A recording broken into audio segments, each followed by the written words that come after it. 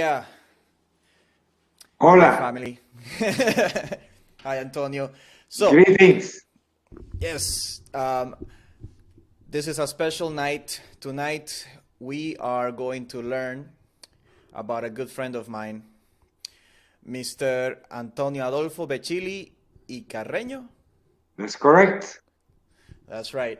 Um, this is a series of Cuban profiles that I'm doing on members of the Cuban community that have come, obviously, from Cuba in different by different means, and they have their own individual stories and successes and tribulations. And so I wanted to share that with you, my audience. And so, Antonio, when I met you, I found out something very interesting, and that is that you are a Lebanese Cuban. That is How correct. how does that happen, and what was life like in the Cuba of your youth? Well, the Lebanese part of it, it's something that occurred in Lebanon in the late 19th century. There were a lot of political troubles in the second half of the 19th century, and that caused a lot of Lebanese to emigrate to the Americas, and Cuba was no exception.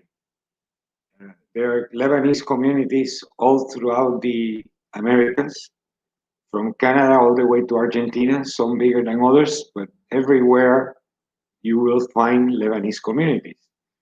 I may add that I am Lebanese on my father's side. On my mother's side, we are Cubans, and we are Cubans since the the beginning of the 16th century. So the Carreño family, my mother's side of the family, has been in Cuba for 500 years. And the family of my father, my grandparents actually came from Lebanon in the very early 20th century. So your mother's family would be considered the Creoles, correct? That is A correct. mixture. That's right. My mother's family will be true criollos, Creoles. Okay. Strictly Spanish, or were they mixed with natives and black people? Of course, I mean there is no avoiding the fact that the first settlers in the Americas intermarried first with the natives and then with the Africans. There's no escaping from that fact Right. for various reasons, obviously. But the fact is that the older the Cuban family, the more mixed race people that you'll find. Now, hello, Angel. Thank you for joining us. And let me ask you something. You were born, I believe, in 1946, correct? Correct. And that would be in Havana? That will be in Matanzas. Matanzas, you are a matancero. That's That is right. correct. Yes, yes, yes, That is yes. absolutely correct. San Carlos de Matanzas. Can you tell us a bit about Matanzas during those days? Yes, Matanzas at that time was a city of about 80,000 people. I think the population right now is almost 200,000. The city was established in the late 16th, 17th century, I'm sorry, in the late 17th century by immigrants from the Canary Islands. And it was settled because the bay needed to be defended. This is a bay where a lot of things were happening, the commerce and the contraband. Cubans are famous for being involved in smuggling all throughout the history of Cuba.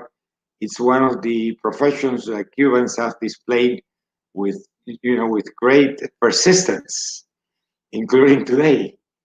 And so the royal government decided that the Bay of Matanzas, which is the Bay of Guanima, the Indian name, the Native American name of the bay, that the Bay of Guanima needed to be defended.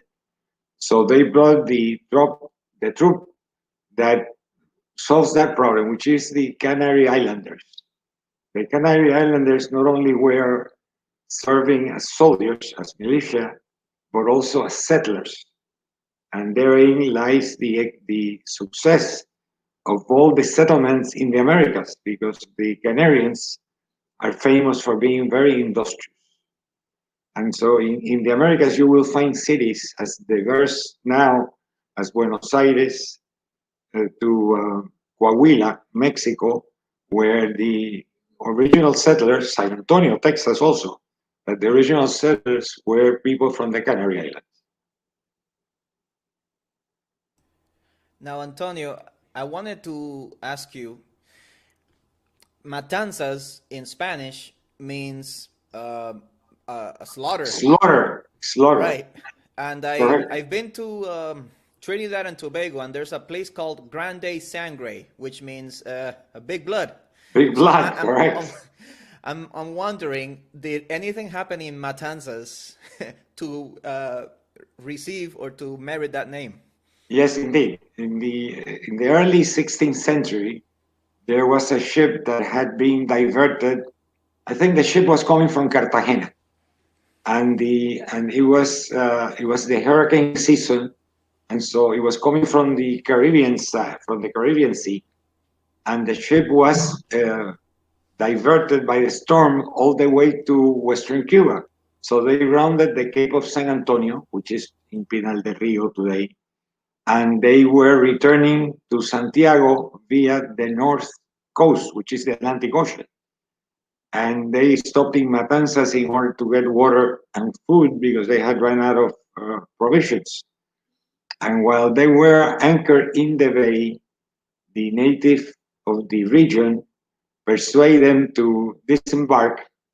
And when they did, they were attacked, and a lot of them were slaughtered. Only 3 survivors of that expedition: 2 women and 1 man. And I don't know the details of why, or no one really knows the full details of how they survived, but the fact is that they did. And then they were rescued by later, a few years later, and so the name stuck, the bay where the slaughter occurred. So the Bay of Matanzas. So we don't know if it was done by pirates or it was done by No, it was pirates. done by natives By natives to the colonizers or to the Spaniards. That's settlers. correct. Okay. Actually, in the end, uh, the expedition of Narvaez, again very early in the 16th century, when they came through the region, they rescued the 2 women and the Spaniard. And Father Las Casas, who is very famous, I'm sure everyone knows about Bartolomé de las Casas. Father Las Casas wrote an account of the odyssey of these people. And so that's how we know at least the basic details of what had happened. The 2 women actually were married later on that year. I think this was 1526 or whereabouts, by Las Casas himself. And the Spaniard, they say that he had lived among the natives for so long that he actually had forgotten the correct way of speaking Castilian. That may be an exaggeration. No one ever forgets how to ride a bicycle, much less how to speak their native language. But that is the case of the story of the Bay of Matanzas. Excellent. Thank you. I know maybe people are wondering why am I asking you so many history questions, but my friend over here is not only a accomplished banker, he's also a historian. He runs several companies dealing with trusts, right? Correct. So he's in the fiduciary business. But we're getting ahead of ourselves. I wanted to ask you about Antonio Luis Bechily. Can you tell me a little bit about him and how he impacted your life? Oh, my father. My father was a very interesting man. He was the son he was a first generation Cuban on his side on the side of the family, the Bechily side of the family. He was the 3rd child. He had 2 older sisters and 1 younger brother. My father passed away in 2001 at the age of 84. Throughout his life, he was a merchant, a businessman. He he became an orphan on his father's side. His father died in the early 1920s, And so he and my uncle, who were very young at that time, they were really children. They went through school only through the 8th grade. It was later that my father went back to school and graduated from high school. But initially, when they graduated from the 8th grade, they went to work as apprentices with other members of the family who had business. And my two aunts, their older sisters, did go to college. Both were teachers, and very well known, by the way, people who really care about their community. My father and my uncle, my uncle's name was Abraham. They both became very successful businessmen in Matanzas. In the clothing industry, which is a traditional endeavor of the Lebanese.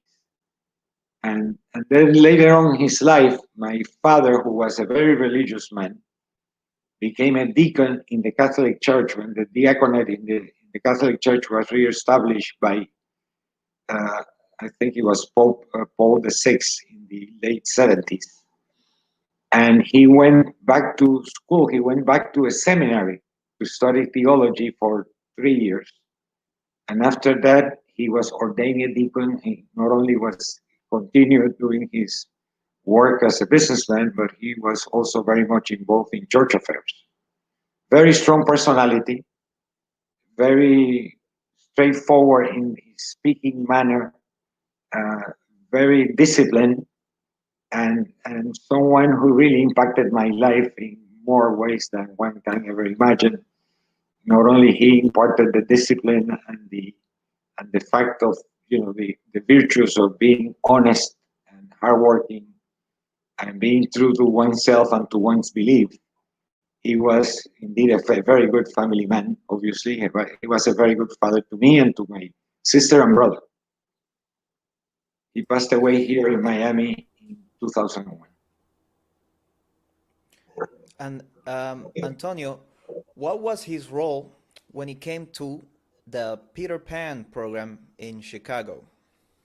Oh, I see. Well, we were in Chicago. My parents, we came as Pedro Panes.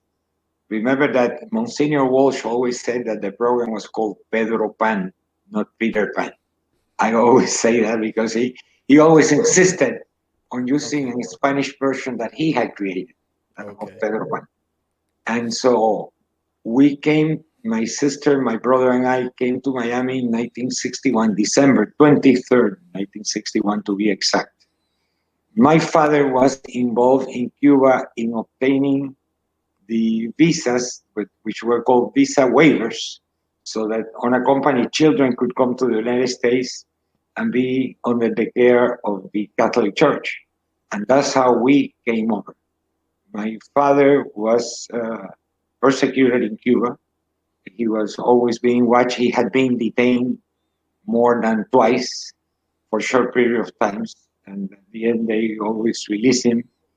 But he was very much involved in getting the arrangements, making the arrangements so that these children could come to the US. Parents were very much afraid that the Cuban government was going to institute a very harsh policy of, shall we call, kidnapping the children. That was the reason why this immigration of, I forgot the exact number, but that last time I heard, we were, I think, almost 4,000 kids that came over under the Pedro Pan program. Some of us went into we were taken in as foster children by American families. And so that's how we ended up in Chicago. We had a letter from the Bishop of Matanzas to Cardinal Meyer in Chicago. And we presented the letter, and Cardinal Meyer was instrumental in calling directly two families in Chicago that took us in as their foster children. My sister and I, my younger brother, who was only 10 years old at that time, stayed with one of our uncles on my mother's side of the family who was already here. And so my sister went to a family who was very, very nice family. the Thompson Colon family. He was from Michigan, and he was a professor in Chicago, and she was from Puerto Rico, and she was also a professor at a college in Chicago. And I went to a family, Irish American family, who actually became my family, as the other family, were the one that my sister went to also. We became very much engaged with them throughout our lives, which is the Katie family that took me in, and I became part of that ambience of Irish Americans, and it was a fantastic experience. I tell you, I have no regrets about that. And of course, to this day, we are very close. Both the Bechily, the Cadies, and the Thompsons. That's beautiful. Antonio, you say that you came over in part because of the regime change in Cuba. Can you tell us the changes that you saw and how old you were, but before and after Castro took over the government? Well, in 1959, I was 12 years old. I was in my first year of high school. And I came over when I was 15. That was 3 years later.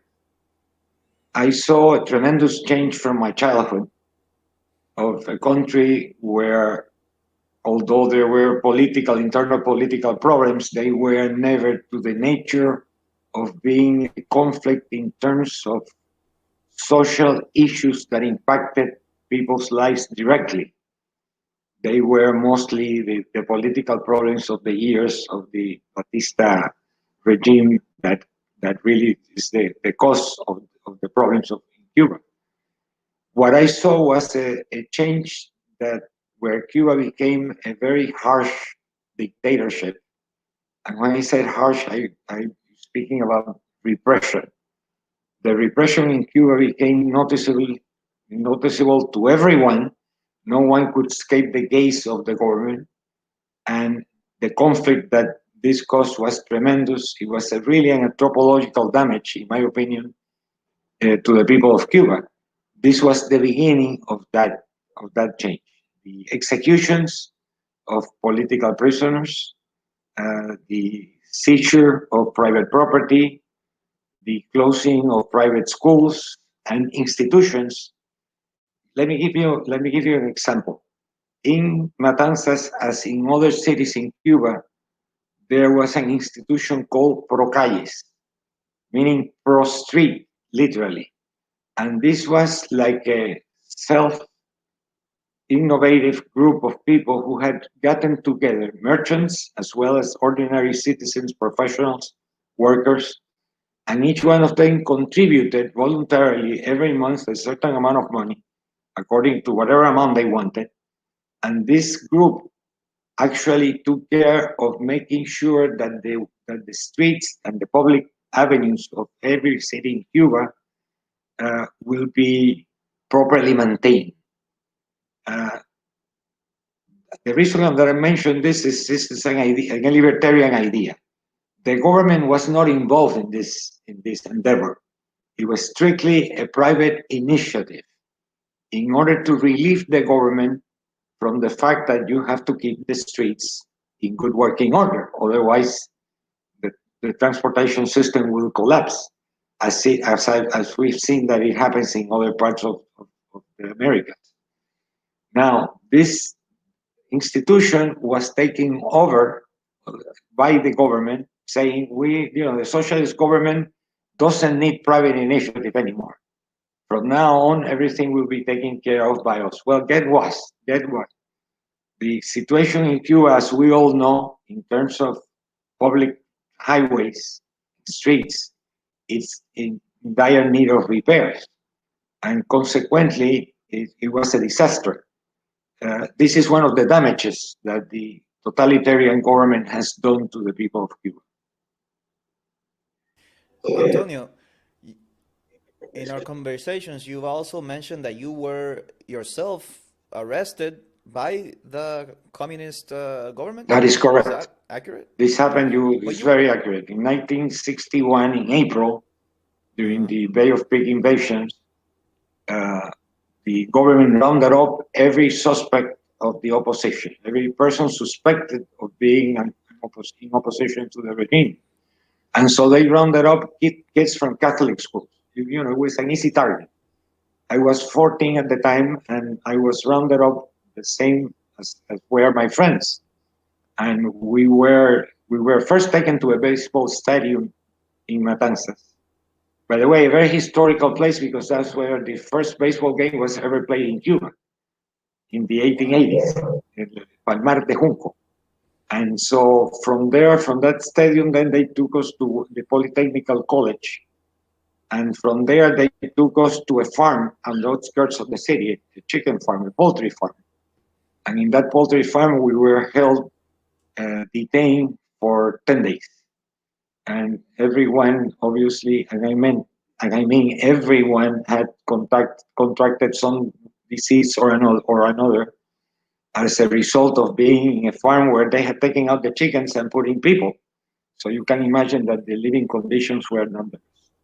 Right. And were your parents ever contacted? Were you able to call them, or No, you just not at all, disappeared for not at 10 all. days? Actually, Nobody my knew. father was also arrested at that time. So my mother was going through the difficult time of trying to contact us and knowing that we were fine, that we were not going to be harmed, and which, thank God, we were not, except for the experience of being detained by a totalitarian regime.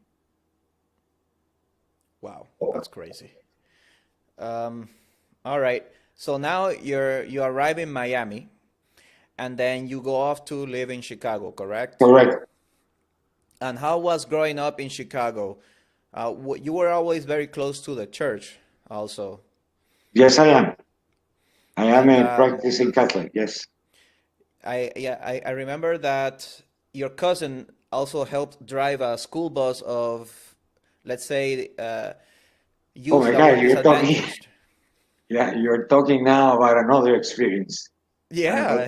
Let's put this into perspective. I came to Chicago, finished my last year of prep school at Right, Loyola Academy in Chicago, a right. Jesuit prep school, went on to college, went to Loyola University as well, and to the Chicago City College. I was going to two different universities at the same time for reasons that are hilarious, but they are not important at the moment. But anyway, in the summer of 67, while I was still at the university, I got a job with the Archdiocese of Chicago in what they call their summer program. The summer program consisted that each parish in most part of the city had a program for kids that were coming from working lower middle class families. They wanted these kids to spend the summer in doing something useful and not joining gangs.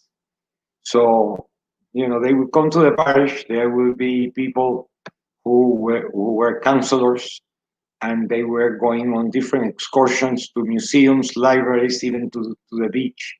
Yes, believe it or not, there are beaches on Lake Michigan, as cold as the water may be.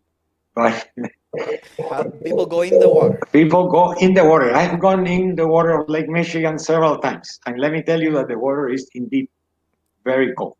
But Yeah. anyway, the brother who was in charge of this program, a Catholic brother Edmund Barron of the Servite Order, one day asked me if I knew someone who could drive a bus. And I said, of course I know. So, and I have a cousin, Carlos, whom you know, I'm sure. And Carlos, I told him, Carlos, I got a great job for you driving the bus. And something that he enjoyed tremendously the summer of 67, because he will be driving kids everywhere. And he of course was joining into the getting to know the city of Chicago, because that was part of the experience. The experience was not only for the kids to do something useful in sports and also in their outings, but also in their social life, for them to know kids from other parts of the city. And very successful program, by the way. And so we who worked there, I was the paymaster because every kid every week received a check for $5. Yes, indeed. These were federal funds, by the way. And and this check helped the kids to, $5 in 1967, of course, is more than $5 in purchasing power today. So the experience was extremely, extremely satisfying, I must say. Let me ask you this then. When you see the way people lived or behaved back in those days and the way people are behaving now, what do you think? Well, definitely the world has changed. The attitude of everyone has changed tremendously, even though in the 60s there were years of extremely deep changes. The Vietnam War was going on, the civil rights movement was very strong and very dynamic, and definitely that this causes change, no question about it. One of the problems that I've seen change more, I think it has to do with the nuclear family. I think this is something that there is more damage done to the family in the last 50 years than anything else. These kids who were part of this group of the summer program of the Archdiocese of Chicago were mostly people from working families, some of them poor families, by the way, lower middle class and poor. But I could see, despite all the problems that they were facing, the family was still very important to them. And indeed, sometimes the family was only the mother or the father or maybe the grandparents, but there was a nuclear family there who was imparting some moral traditions and parameters so that these kids could develop and become useful citizens in their lives. I see a big change now in that there is an exaggeration of individualism at the moment, in my opinion. Even though I'm a libertarian and so are you, and we believe in obviously in the individual liberty, despite that, we also believe in that we have to help the community and we have to be formed part of a community and part of a family in order to be effective. Otherwise, we are, all by ourselves, and our core values will definitely diminish. So what I see now, it's more conflict in terms that people's position as a result of excessive individualism in in that everything is so-called relative, which is not. Nothing is relative really. Everything is guided by a certain natural law and by moral parameters. People have become frozen in their positions, and so you hear all these arguments, and at the end of the day, they sound to me very totalitarian. When people become very strict in their position, they actually become Puritans. And I have begun to argue that there is neo-Puritans at the moment, which is really the left. Damn if you're right, and damn if you're not. And consequently, no matter what you argue for, this neo-Puritan group will always be criticizing whatever it's being proposed by the other side, without regards to values or to moral principles. And that is really the most dangerous reality that we are facing. Antonio, what made you study economy and history at the same time? Well, I always liked history. It was like it came natural to me since I was a child when I began to read history for children and listening to the experiences of my elders. And I realized that there is a development in human nature that obviously has to be recorded. People come into this world, they grow up, they become useful to society, hopefully for the most part, and they contribute to the society in many ways, not only in politics, but in whatever profession or job that they do that could be useful to a particular society. So I became very much interested in history and realized that it was part of not only of the human, obviously of the human experience, but also that the events that were being developed by every generation created a system that in the end was something that worked for the most part in most societies, even in societies that we were considering were not as developed as our own society. And so I became very much interested in analyzing what happened in the history of human endeavors. And so history was inevitable that I study history, and particularly economic history, and also finance. And so I joined the two during my useful years, studying both economics, economic history, studying finance in the true sense of what finance, how the work of finance works, and history. In the end, my field of expertise is family history. I am very much concerned with the development of the family throughout the centuries. And so family history not only means the genealogy of, this person got married to such and such, and they had 3 kids, and the kids, became so. Not only that record, which is really a mathematical record of human growth, but what did they do? How did they impact the society? Where did they do something useful? Were they able to create uh, something that was not only helpful to themselves but also to society as well? And so I get engaged very much so in the history of the Cuban family. At the moment, actually, I'm writing right now a book on the development of one particular Cuban family, which is part of my mother's family that came later, people who came from Haiti to Cuba. They were actually French Creoles in the late 18th century, early 20th century. And they established themselves as farmers and became very successful in farming. And I'm writing about them because the future generations, obviously, some of them have remained as farmers, but others have gone into other professions and endeavors. And so I'm working right now on a history that encompasses a little over 300 years of the history of one particular family. Amazing. I know that you travel periodically to Cuba, and you do also a lot of research there. You do a lot of help.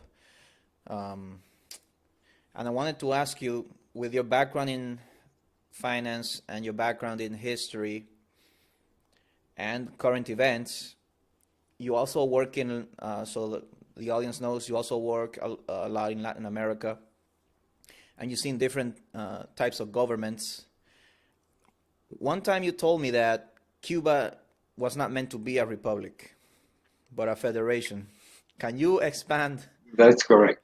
expand Yeah, upon that? I always argue that this idea of republicanism is not only a falsehood, not only for Cuba, but for Latin America. I always tell people, I said, find me true Republican, someone who really believes in the Republican form of government, and I'll give you a prize. I'll give you a silver coin if you bring me someone. So far, no one has ever brought me anyone that has really displayed true Republican fashion.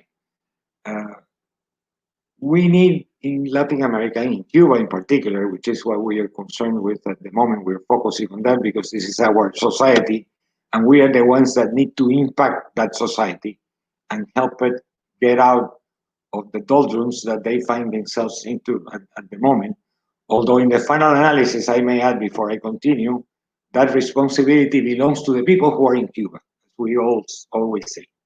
But we are also in the process, and we cannot escape from being in the process. This idea of presidential government in Cuba has been a disaster. Show me what benefit has the Republican type of government brought to Cuba, and I will again give you a silver coin as a prize.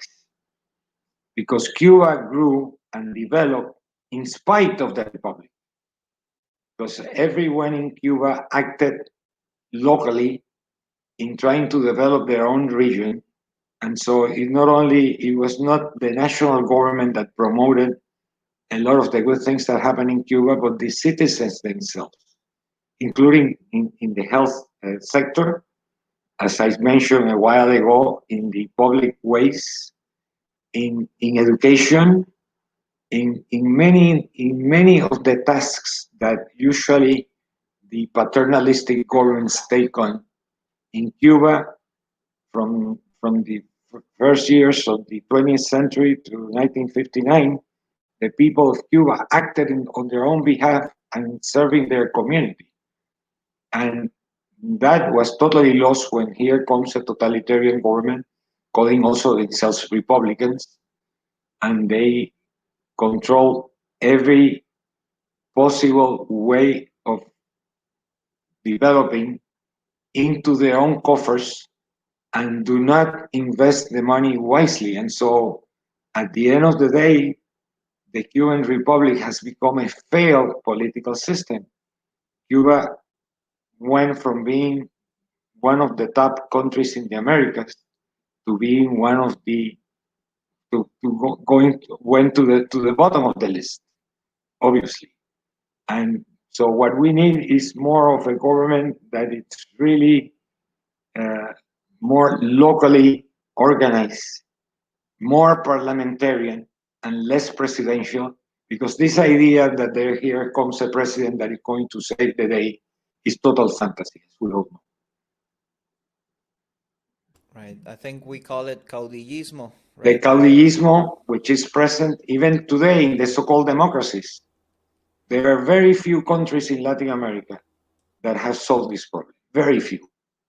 Perhaps Mexico, despite everything that goes on in Mexico, which is a very complicated country, and we will need several programs in order to go through the history and the reality of Mexico. Mexico indeed had solved that problem somewhat, even though at the moment you can see it in the present situation in Mexico. Even though we have a president in Mexico that supposedly is a left winger who is very caudillista and so on and so forth, still his powers are very much limited, but not only by public opinion but by public action. And yes, he's done damage to the Mexican economy. I'm talking about López Obrador. He's not the most creative guy in the world, and he is infused with ideas that are really not practical. But even that reality has been contained for the most part. Even though again Mexico, by the way, Mexico is going through a recession at the moment. I don't know if people are aware of this, because sometimes you see that the trade between Mexico and the United States is doing very well. The same with Canada, obviously, because of the North America trade agreement. But Mexico is going through a difficult time at the moment economically, and there is no growth in the general economy of Mexico last year or this year or the coming year. And so we will find that despite all that, the Mexicans, who are very industrious people, have been able to overcome that and still contribute to the development of the society. So that's one example that I want to bring to people's attention. Same goes true with Costa Rica, another place where there is a lot of citizen intervention into the affairs, into the daily affairs of the country, and that helps also reduce the caudillismo and the obsession that someone will come, that a political messiah will come and will solve all of our problems, and we'll just sit at home and get a check every month for doing nothing, which is one of the fantasies, by the way, that played out in Venezuela to disastrous results, as we all know. That sounds like America right now. Somebody will come to save us, and people are receiving checks in their homes. What's going on? How do you see America at the moment? Yeah. Now I'm concerned. Yeah. Well, fortunately, we have an advantage in that this is a country that has very strong institutions. And at the end of the day, the institutions will save the United States. Despite the fact that, yes, we have had politicians who believe themselves to be saviors. And not only from the right, but also from the left. But despite all that, we will be safe because we are a country of institutions. There are 200, almost 250 years of continuous democracy. Not perfect at any time, by the way, at any time. It's been very much imperfect, even at times it's been violent. We've gone through a very traumatic civil war over 100 years ago. We've gone through some dramatic changes in the last 50 years, but still, we are a country that the institutions will at the end save the day, number one. And number two, fortunately, most of us in this country believe in individual liberty and freedom, and we will defend that to no matter what the consequences. I really believe that. And we do our part, by the way. This is a generous country. People sometimes lose sight of the fact because it's, they are so deep inside the forest that they cannot see the trees. Remember that this is a country where people are very generous and very much engaged in their daily lives in things that are of benefit to their local communities, whether it's a neighborhood or city or state. They are very much engaged in that, in those tasks that at the end produce better results. Although I am worried, I am not totally at ease with what's going on. Right. What do you think we should do about China? That's a Riquet, I didn't expect that question. Let me gather myself for a moment. What should we do about China? At the moment, we are doing what we can with China as a country. Uh, One thing that we have to give credit to the Trump administration, no matter whether you like the guy or you hate him. Let's be factual. Let's recognize the reality that indeed he negotiated a lot of good things on behalf of the United States. And one of them was to put China in their place in terms not only of economics, but also in their geopolitical ambitions. China, unlike the Western powers, never had any desire to have gone out of Asia.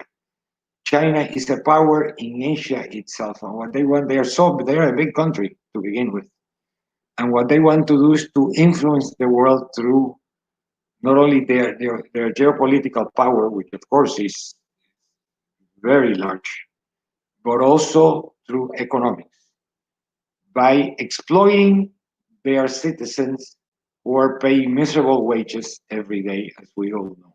The social difference in China are really, there is an abyss of difference that is very, very painful to see. But at the moment, our only concern with China is to at least keep a very good relation with them, but draw the line in that their geopolitical influence in the South China Sea, for example, cannot be, I cannot exaggerate the fact that we do need to tell them that they cannot be an expansionist power in detriment of Vietnam or the Philippines, because at the end of the day, that is going to hurt us more than help us. And so I hope that the coming administration will continue a policy, obviously, of engagement, because we do need diplomacy, better diplomacy than war, always, at all times. Although when diplomacy fails, it's the war, the tragedy comes about. But we do need to engage with them and really become assertive ourselves, because one of the problems of the United States prior to the presidency of Donald Trump is that we really gave the store away. The United States government never was, neither Bush nor Obama, by the way, really had a clear policy in regards to China's expansion and economic damage that it was doing to us. Let me ask you something. I have this idea in my head. I read a book, I think it was called The Clash of Civilizations. Basically, the West, democratic type of civilizations, including Japan, versus the Chinese, Russian type of civilizations, strong men, very authoritarian. And the third one would be Islamic. They're very strong. And one thing that keeps bothering me is that I don't know if it's a byproduct of, let's say, individualism and success, or if it's some kind of concerted effort. But the fact is that I believe that we're losing a culture war, a civilization war, right now as we speak. And if you look at Europe, you also see a sort of like an invasion of demographic invasion, right? A change in demographics, but those demographics are not. They're not just changing the country of birth of the citizens or the residents of an area.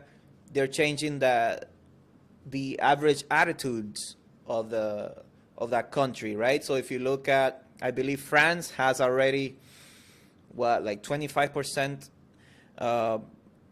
Muslim population, and we see, obviously the attacks and the intimidation from that side. Over here, there's been various cases. For example, there's these Chinese or Mandarin schools that have been found to be not just teaching Mandarin, but also maybe preparing the minds of young people in America. There's been a couple of professors convicted of selling intellectual property or spying for the Chinese government. And of course, China is in Africa, Latin America. Iran is also working in Venezuela and other countries in Latin America. So I wanted to ask you, as somebody that has studied history, is there something that we're not getting or that we have forgotten as, people from the West with Greek and Judeo-Christian, backgrounds? What's going on? Okay, yeah, there is no question that we are engaging in a cultural war. Let's see how it began. We were engaged in a cultural and ideological war during the post-war period of World War II. And the engagement was against communism. And we were the free society. And this is what we sold to the rest of the world. But let me begin by saying this. We are a culture that is really Afro-European. And I'll go into that in a moment. And Western Asia. Western Asia, European, and Africa. This is the culture of the West. It's inescapable. We are all part of that culture. And again, I'll go back to that in a moment. The fall of communism in 1989, and everyone always talks about the Berlin Wall falling down, which was very dramatic. But I have to remind people that it was actually the fence that separated Austria from Hungary that came down first. But the fence, tearing down a fence was not as dramatic as tearing down a wall. So people always remember the wall and not the fence. But in any event, that change brought about supposedly a new world order, as Bush the first always used to call that change of reality. And that so-called new world order didn't happen. Not the way he envisioned it, or that the people in the West, for the most part, envisioned it. Because the fall of communism gave rise to the origins of Russia, which is for the most part a country that is embodied with a very strong monarchical tradition of a strong monarch and a strong executive, where people will follow that leader to the end without regards to any consequence, as we've seen in Russian history, by the way. I'm not saying anything that cannot be corroborated immediately. Now, the people in Europe, in my opinion, have become complacent. Not every European, obviously, but a lot of, especially the politicians. And right now we are into this thing that is the nothingness, the nihilism of the world. And that has created a dearth of values, and a conflict with other people who see that there is a catastrophe, a social catastrophe coming along the way. There is no question about that. That has impacted us in the Americas as well, not only in the United States, but in Canada and in Latin America in various degrees. In the United States, it's more obvious people who are believers that we should have a strong government, that the state should be the provider, and that whatever the President of the United States decrees by executive order will be followed to the letter. And therein lies the problem. And this is the cultural war. The cultural war is not only the belief that we are a society that has Judeo-Christian values, and that we don't need to reassert ourselves by asking forgiveness for things that we have not committed. Every time that someone gets up, I say, well, I'm sorry for what happened during slavery, or what happened during the intervention of the United States in Cuba in 1898. Excuse me, I am not responsible for that. We are new people. We are a new generation. We are not, the sins of our fathers, thank God, is not an inheritance. We do not inherit that responsibility.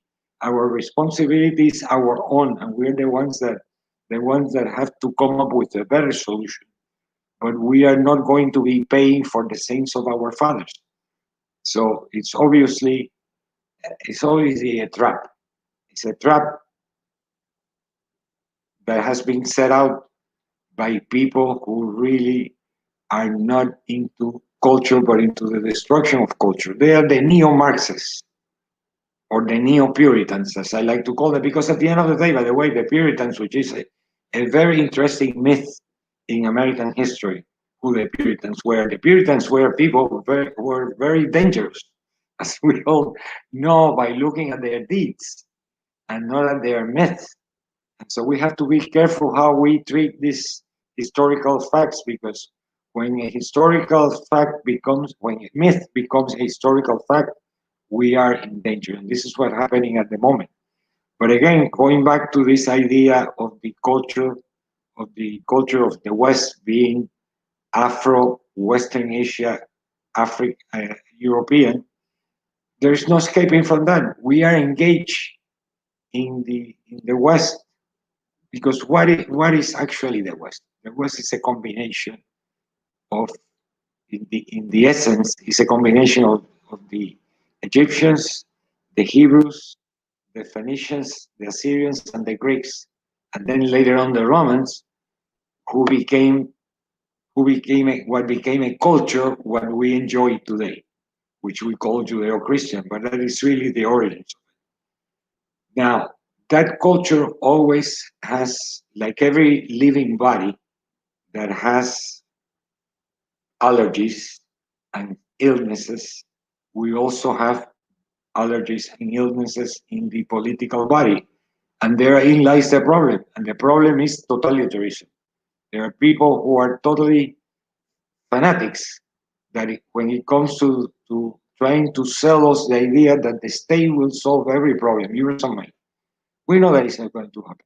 We know that is going to impoverish us both morally and financially.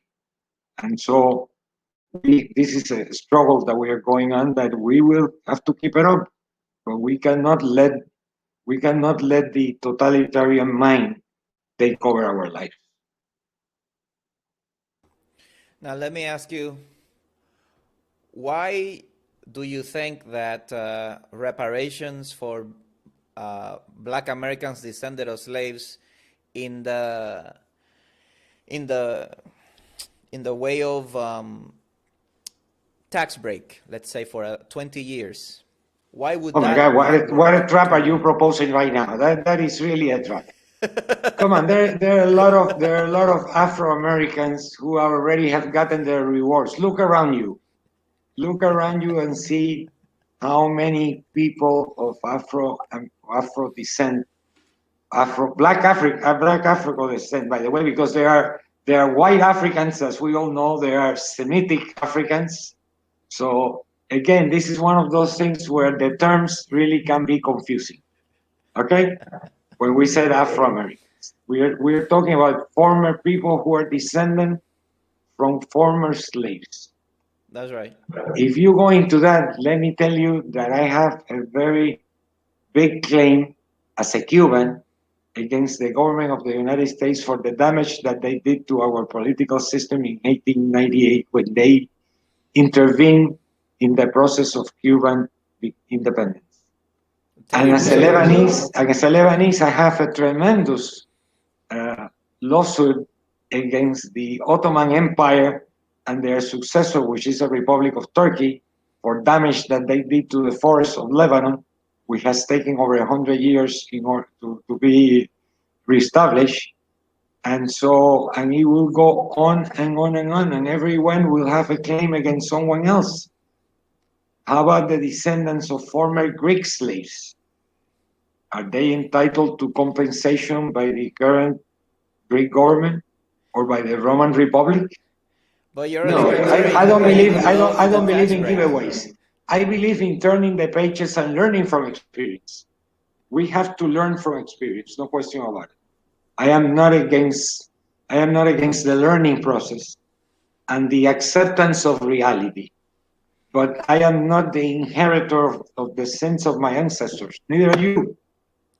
Well, I'm not asking you to pay anything. I'm asking the government not to tax people. Oh no, Isn't but Riquet, that is also, you are paying for it, because that lack of income that the government will not receive from millions of people will have to be supplemented by others. And so we will be paying for it. It will come out of our pockets. We have to cut spending. If we cut spending, we don't have to tax black people. That's my plan. But again, you are asking for a special privilege. I do not believe that anyone is entitled to any special privilege. No one is entitled. We are a society of free people, and I'm talking about the West, not only the United States. This is the idea of the West, is specifically that. It's the idea of liberty, which has taken us thousands of years to develop through both the political body and the religious body, because this is what we claim to be. And this is where we have been able to develop ourselves. If we want to commit political, intellectual, and moral damage, if we want to do that to ourselves, we want to commit suicide, it's fine for some people to do it, but not for the whole society. All right. So you think that it would create social friction, conflict, if we were to give special privileges to a segment of the society? Of course. No one in this society should receive any special privilege. This is the beauty and the perfect idea of what a democratic government should be. That the playing field should be level, should be the same for everyone, and there should be not a specific privilege to a group of people. All right. Let me ask you this: what's going on with this new Argentinian communist pope? Oh, you think the pope is not communist? I have to. Some people may not like Francis. But Francis, let me begin by saying this: he has not deviated from orthodoxy. Okay. And I don't think that he will either. By the way, this is not going to happen. Okay. What happens is that there are popes that are more preachers than politicians, and there are popes that are more politicians than preachers. So it goes the other way around, obviously. Francis happens to be a preacher. Why? Because he comes from the Jesuit, which is an order that is accustomed to being in the trenches. The Jesuits are very much involved into education and in the development of communities so that people can obtain a better life. And being from Argentina, obviously that has impacted him tremendously because of the Argentinian very particular problems. Argentina is a very unique country in their social, ethnic composition, and in their history, both politically and economically. And so this has, I'm sure, impacted him tremendously, even though he's a man of the world. The idea of preaching social justice is not new. This is something that it's very much present in the Judeo-Christian tradition, both in the Old Testament from day one to today's Judeo-Christian tradition. Both Jews and Christians do preach and engage in social justice. And there are people who have ideas that come up and provide us with some ideas as to how this should be done. And I know that Francis can rub most people the wrong way. That for sure. That is for sure. But calling him a Marxist doesn't play. It's just not happening. Because How the about a guy socialist? is not socialist either. Not socialist either. The guy is preaching what, if you look at the book of Samuel, the first chapter, the Israelis were dissatisfied with the judges. Israel was being ruled by judges and not by kings. Okay. And the Israelis, the families, the tribes of Israel came to Samuel and said, who was the chief judge of Israel, and said, Samuel, the judges that you have appointed are a bunch of crooks. This is, look it up, the first book of Samuel. And we want a king. And Samuel said, okay, you want a king, and this is what you will get if you select a king. And he goes on to give them a very libertarian discourse. I encourage you to read it, Riquet. First book of Samuel, the first chapter. And so he talks about social justice, Samuel. And obviously, the Bible is full of examples. Both the Torah and the New Testament are full of examples of the quest for social justice.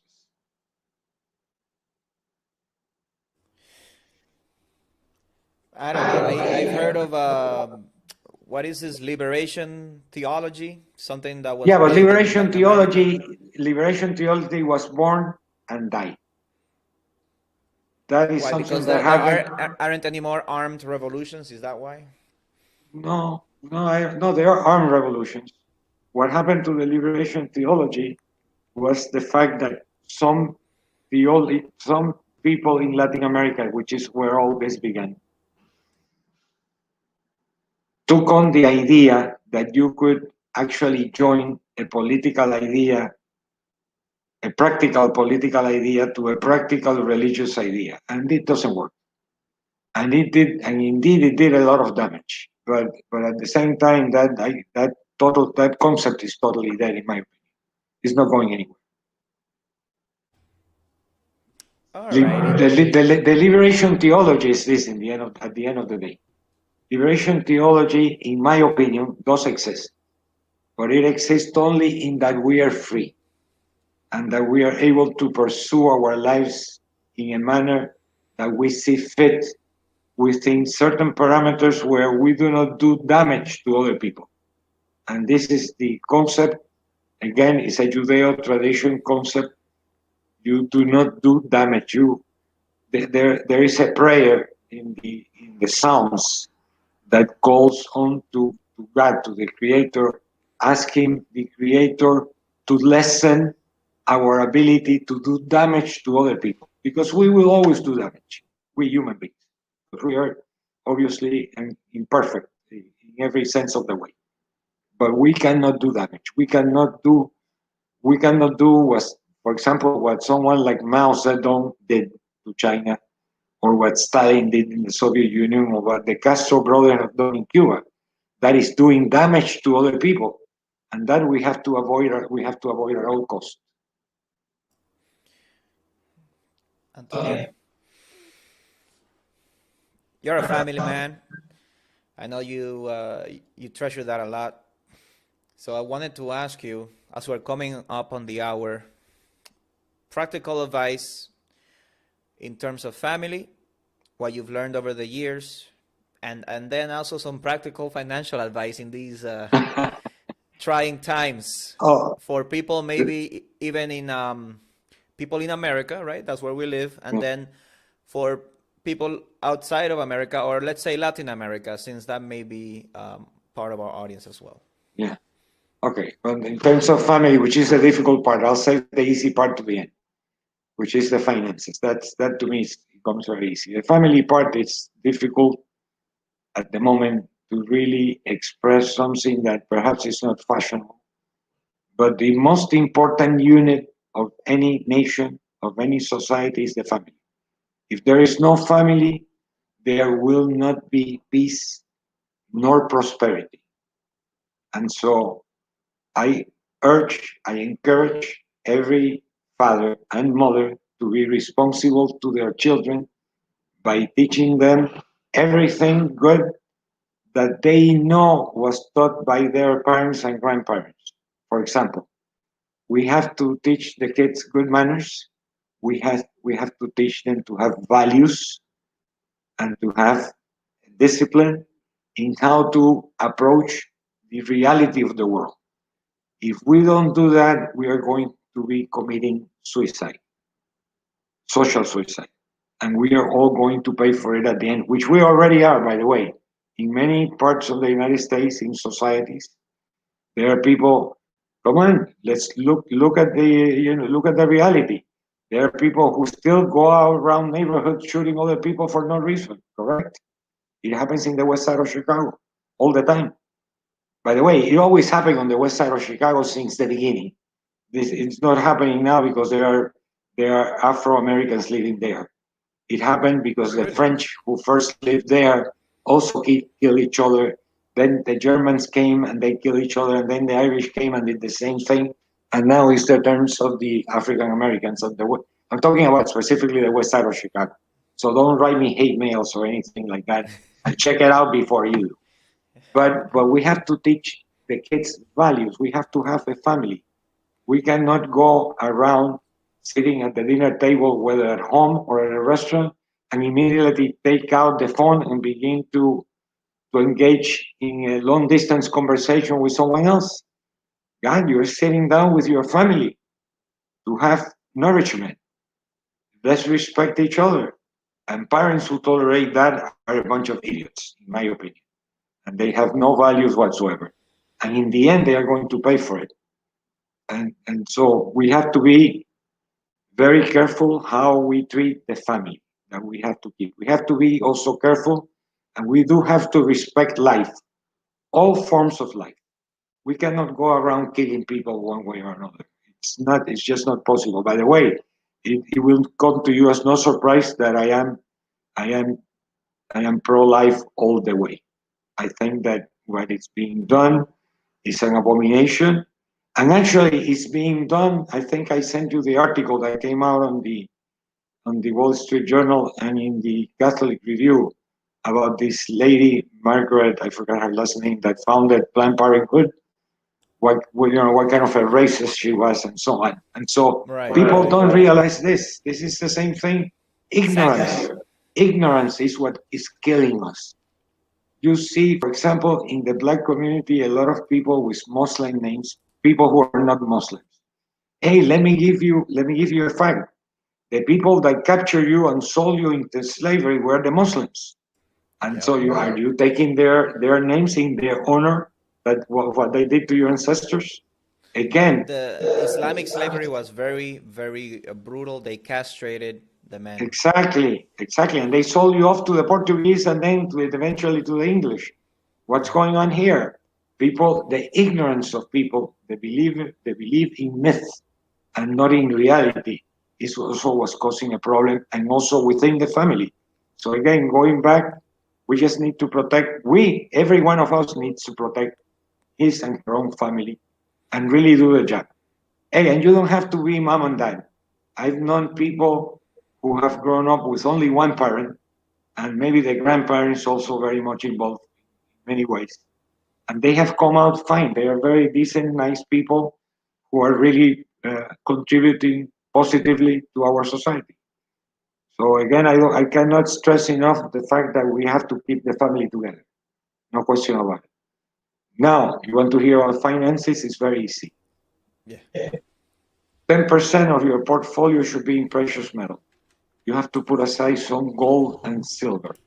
Forget about Bitcoin. Now there is a lot of propaganda regarding Bitcoins at the moment. saying this time is going to be different. In my opinion, Bitcoin is not ready. It's not a bad idea, but it's just not ready to happen. And the reason is that there is no centrality to the Bitcoin issuance and management. And But unless isn't you, that's part of its appeal, correct? yeah, no, but again, let's go libertarian here. We have to be libertarian, but we have to be organized. Otherwise, we cannot have chaos. We cannot have total. This is not a pachanga. This is Okay. serious business. You're talking about livelihood here. Okay, Okay. this is not a party. This is really work. And so again, gold and silver 10%. So if you have, like, let's say you have $100,000, Hmm. at least $10,000 at least, and maybe a little bit more, should be in gold and silver coins. Do Physical not buy things in a box physical somewhere in a things in safe. your home, inside the mattress or inside the wall, but you Hmm. keep those. You do not give them to anyone to keep for you. You keep them because in Okay. case of disaster, this is how you are going to buy bread and milk with that Interesting. little silver 10 cent silver coin. Okay? But Okay. again, silver and dollar 10%. The rest of the time, there's a lot of good things happening in the United States, and all you have to do is buy and let it ride. Just let it ride. Go for the long term. Do not think that you're going to become rich one day after you made your first investment in stock or bonds or whatever type of security you're going to be invested on. If you go long, you will always outperform the market. You will do better than the market every time. If you go short, be prepared to have deep pockets because you're going to lose a lot of money along the way that you will have to replace. But if you go long, you're safe. You buy and don't look up the Wall Street Journal for the next 5 years. I mean, not the prices.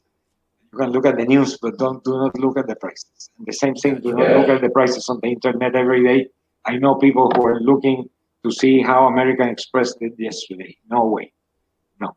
You are not, you cannot be obsessive about this.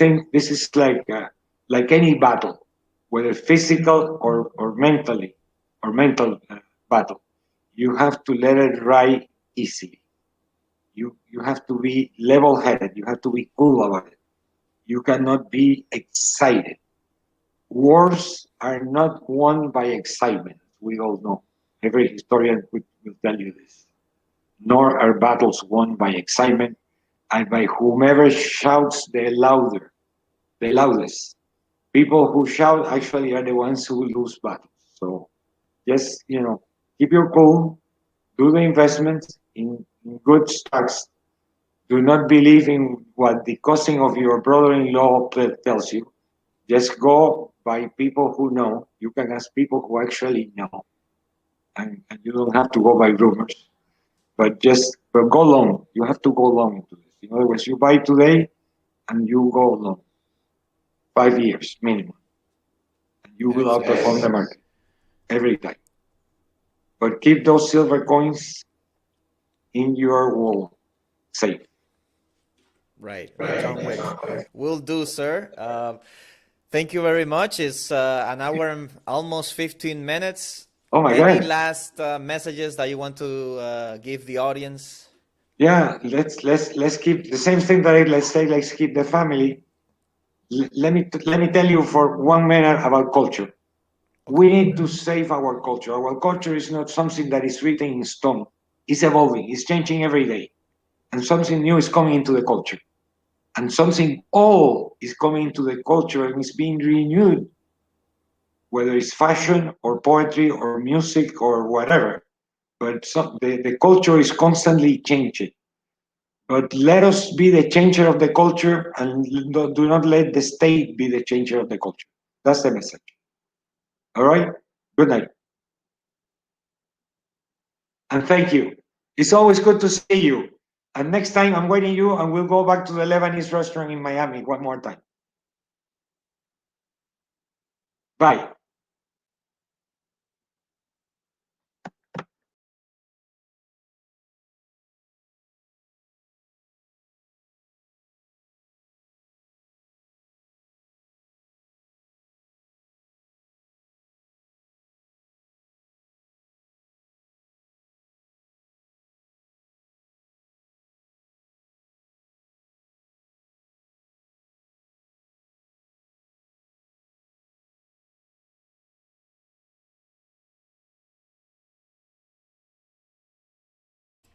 Well, there you go, ladies and gentlemen. That is my friend Antonio Adolfo Bechily Carreño, a wise man and, I think, more importantly, a very good man.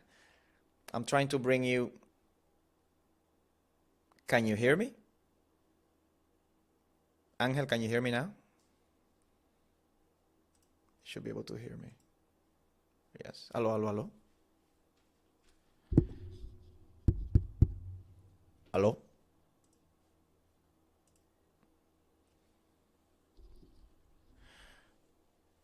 That's weird. A ver.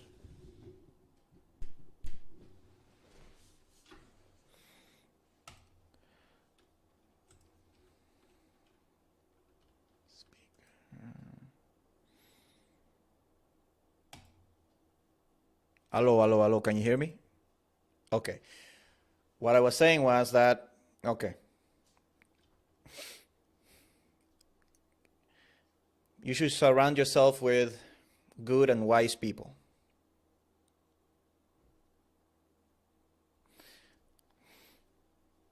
And whenever you find people like this, you should treasure them.